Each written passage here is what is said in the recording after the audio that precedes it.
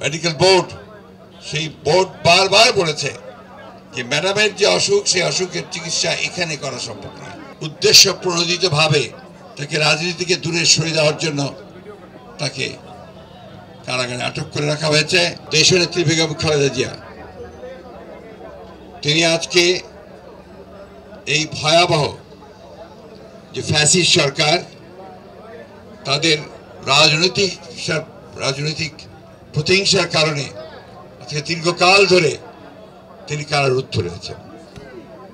আপনারা সবাই জানেন, আমি পুনরাবৃত্তি করতে চাই না, শুধু এইটুকু বলতে চাই যে সম্পূর্ণ একটা মিথ্যা মামলায় তাকে সাজা দিয়ে উদ্দেশ্য প্রণোদিতভাবে তাকে রাজনীতি থেকে দূরে সরিয়ে দেওয়ার জন্য তাকে কারাগারে আটক করে রাখা হয়েছে এবং প্রকৃতপক্ষে তাকে বাসায় থাকতে দেওয়ার সুযোগ দেওয়া হলেও প্রকৃতপক্ষে তিনি পুরোপুরি অবরুদ্ধই আছেন, বন্দী আছেন।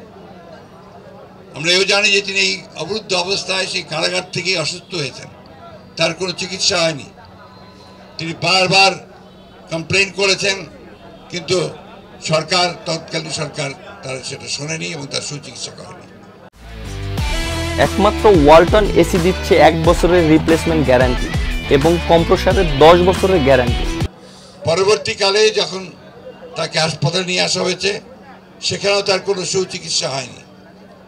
বাসায় আসার পরে যখন তাকে শর্ত দেওয়া হয়েছে তিনি বিদেশে যেতে পারবেন না, দেশেই চিকিৎসা করা হবে, সেই সময় এবার কেয়ার হসপিটালে তার যে মেডিকেল বোর্ড সেই বোর্ড বারবার বলেছে যে ম্যাডামের যে অসুখ সেই অসুখের চিকিৎসা এখানে করা সম্ভব নয়, কারণ তার মাল্টিফেরিয়াস যে ডিজিজেস আছে, অসুখগুলো আছে, এই অসুখগুলো চিকিৎসা করতে হলে একটা মাল্টিডিসিপ্লিনারি হসপিটাল উন্নত দেশে উন্নত মানের প্রয়োজন।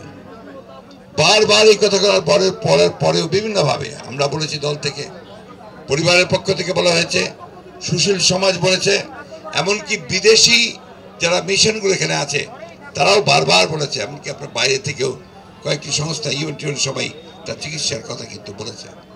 কিন্তু শেখ হাসিনা তার যে ব্যক্তিগত রাজনৈতিক প্রতিহিংসা, সেই প্রতিহিংসার কারণে তিনি দেশনেত্রী বেগম খালেদা জিয়াকে হত্যা করার উদ্দেশ্যে, তাকে রাজনীতি থেকে সরিয়ে দেওয়ার উদ্দেশ্যে তাকে কোনো রকম চিকিৎসার সুযোগ দেওয়া থেকে বঞ্চিত রেখেছে।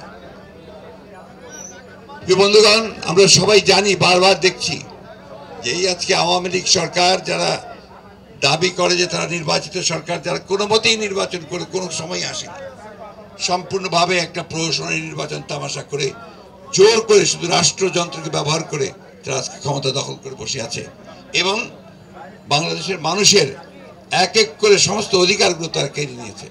গণতান্ত্রিক ব্যবস্থাকে ভেঙে দিয়েছে, বিচার ব্যবস্থা ভেঙে দিয়েছে, মানুষের কথা বলার অধিকার কেড়ে নিয়েছে, এমনকি মানুষের যে বেঁচে থাকবার যে ন্যূনতম যে অধিকারগুলো সেগুলো তারা আজকে কেড়ে নিয়েছে।